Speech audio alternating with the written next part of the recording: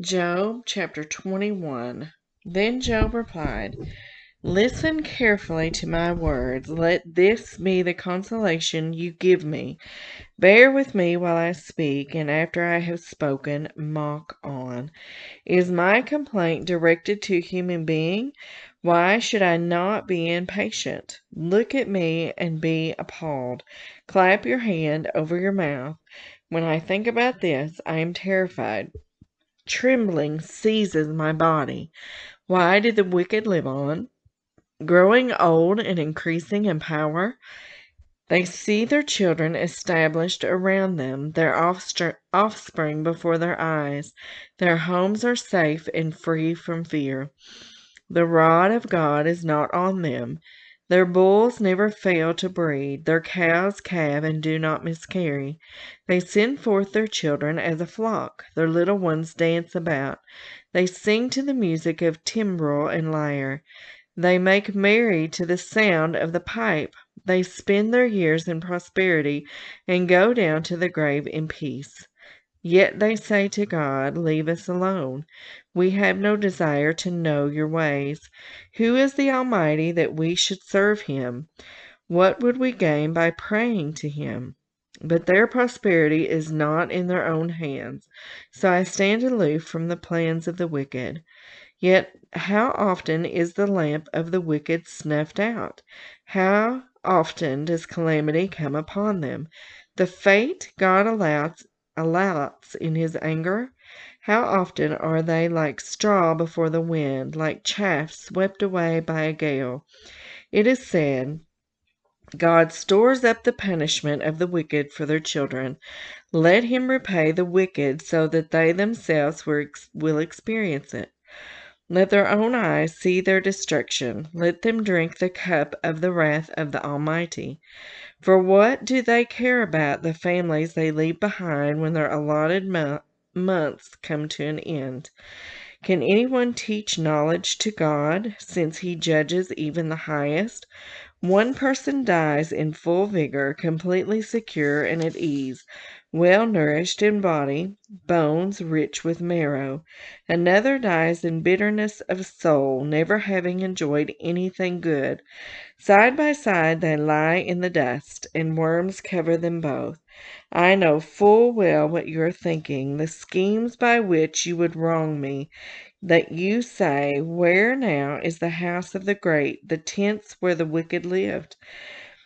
Have you never questioned those who travel? Have you paid no regard to their accounts? That the wicked are spared from the day of calamity, that they are delivered from the day of wrath? Who denounces their conduct to the face?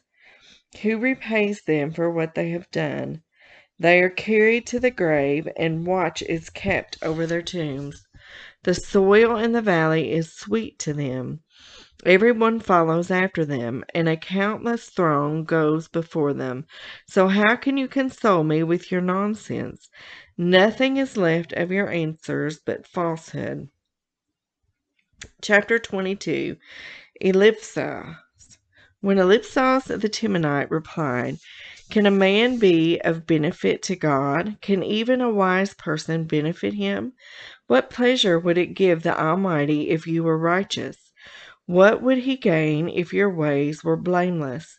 It is for your piety that he rebukes you and brings charges against you. Is not your wickedness great? Are not your sins endless? You demanded security from your relatives for no reason. You stripped people of their clothing, leaving them naked. You gave no water to the weary, and you withheld food from the hungry. Though you were a powerful man owning land, an honored man living on it. And you sent widows away empty-handed and broke the strength of the fatherless. That is why snares are all around you, why sudden peril terrifies you, why it is so dark you cannot see, and why a flood of water covers you. Is not God in the heights of heaven?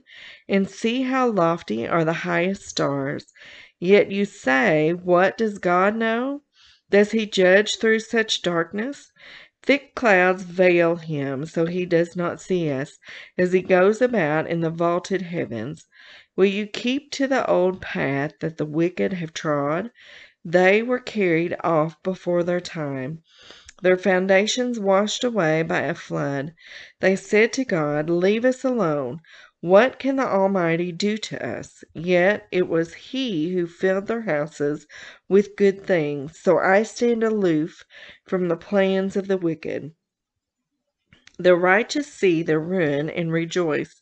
The innocent mock them, saying, "Surely our foes are destroyed, and fire devours their wealth."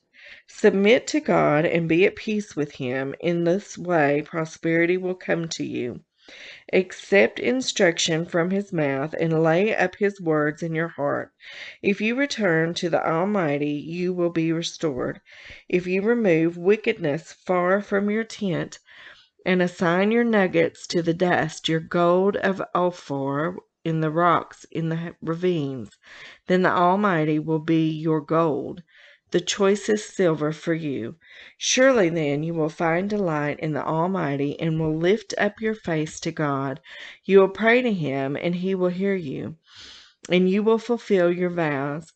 What you decide on will be done, and light will shine on your ways. When people are brought low and you say, "Lift them up," then He will save the downcast. He will deliver even one who is not innocent, who will be delivered through the cleanliness of your hands.